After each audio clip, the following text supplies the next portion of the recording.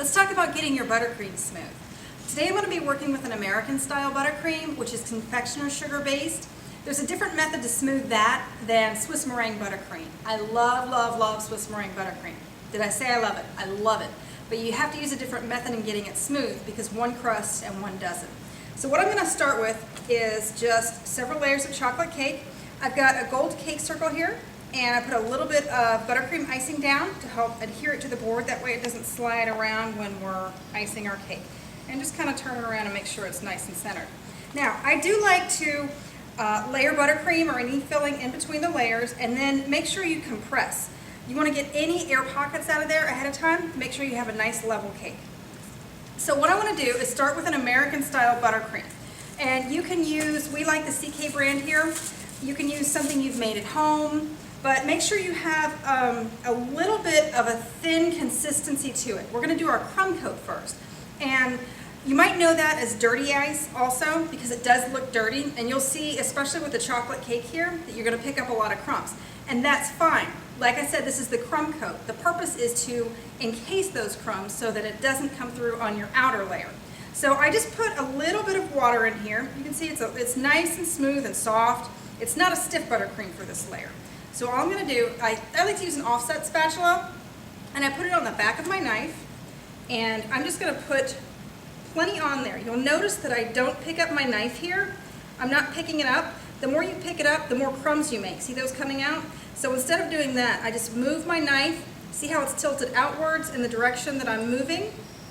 And just smear it back and forth. And then when you need to come off, just pull your knife off to the side instead of picking up straight away. So we're just going to go all the way around. All the way around. You'll notice I'm using those same techniques, not picking up the knife away from the cake, just spreading it back and forth. And you'll notice going to encase those crumbs. All right, now we'll move to the top. I just like to put on more than I think I need. It's a little easier to take it off than to have to keep picking up your knife and going back for more. So again on the top, moving the knife up in the direction I'm moving, like this. Again, don't worry about those crumbs too much. This is the crumb coat. The purpose is to encase those crumbs.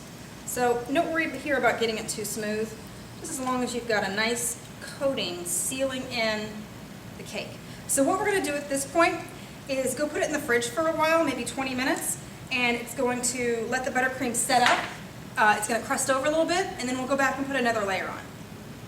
We're talking about getting a nice smooth coat of buttercream. Here I've got a cake that is chocolate, and I've already put one layer of icing on there, a thin layer of icing that's either called a crumb coat or a dirty ice. And the purpose of that is to encapsulate the crumbs. So I've already got that on there and let it set up in the refrigerator for about 15 to 20 minutes. So it's not tacky anymore. It's nice and crusted over. Here I'm going to go back with another layer of American buttercream. Again, that's just confectioner's sugar based, using shortening or butter in that. Or you can buy a pre-made professional grade of buttercream like the CK brand that we prefer. This is not smoothed down. It's just stirred up right out of the icing pail. And I'm just going to put a nice thick layer right over my crumb coat. And you'll notice it's not going to pick up any more crumbs.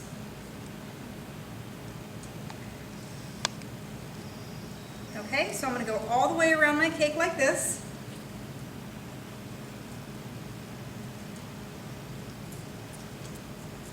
Using the same method, by not picking up my knife too much away from the cake. You don't want a chance tearing at the cake, pulling crumbs into your icing. I'm just moving my knife back and forth, spreading it around. All right, going all the way around the cake, and then I will go to the top. All right, lots of icing on the top. It's always a little bit easier to take it off than it is to put more on, because you're pulling your knife away so much when you go back for more icing. So I just put a nice little mound of icing on there, and I'm just going to, again, spread it all around by not picking up my knife, just moving it back and forth. Now, to finish this, what I like to do is go around one more time with the back of my offset spatula. Nice, smooth time around. Turntable does help. And you'll see what has happened is the icing has raised above the level of the cake. So what I'm going to do, again with a nice clean back of a knife, come off the cake and then drag it across. And that brings that icing onto the cake, clean it off again, and go back and repeat just until it's all nice and smooth. So now what I'm going to do, I'm not going to worry too much at this point about having it super smooth. I'm going to let it crust over. And again, you can either do that in the refrigerator or just leave it set out on your counter. You throw a load of laundry in, whatever you got to do. But you just want to make sure that it's not tacky anymore. And then I'm going to come back and show you another technique on getting it nice and smooth. So that's about as far as we need to go with it at this point. Trust me, it's going to be nice and smooth. I've given my outer coat of icing a chance to set up. Really works best at room temperature. We even put some fans on it to hurry it along. You really want to have a good crust on that, not tacky at all. So what I'm going to do at this point is so super easy. Just take parchment paper. Here I'm using just a parchment triangle like for a decorating bag. And again, making sure it's crusted over. If you'll zoom in, you can see where some of the rough spots are. I wasn't really worried too much about that when I was putting that last coat of icing on there because I know I can smooth it out. So all I'm going to do is lay my parchment triangle against it, flat side down, and I'm going to take my fondant smoother and just kind of rub over it. All right? And if you'll zoom in, so you can see where all that came out, and it's nice and smooth now. So just spend as much time as you like. Some people are a little bit more perfectionist than others, so just spend as much time as you like smoothing out that icing and decorate on top of that. It's that easy.